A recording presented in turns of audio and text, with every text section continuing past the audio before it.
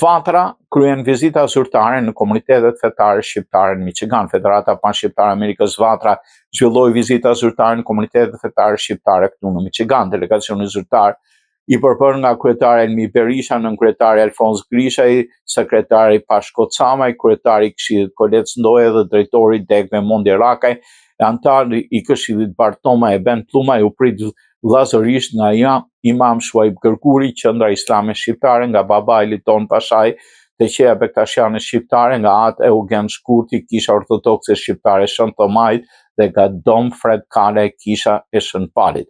Drejtuesit e Vatrës shprehen mirënjohje, respekt, falënderim për punën e shkëlqyer fetare, adetare, edukative dhe kulturore të drejtuesve fetar dhe ofruan mbështetje të pakurrësyer e bashkëpunim të ngushtë në shërbim të komunitetit shqiptar të çështjes kombëtare në Mërgata në Shtetet e Bashkuara të Amerikës. Komunitetet fetare shqiptare në Michigan janë vlera institucionale, shpirtërore dhe adetare të pazëvendësueshme, me rol përcaktues në zhvillimin, mirëqendjen, unifikimin dhe përparimin e shqiptarë Michigan e më gjërë.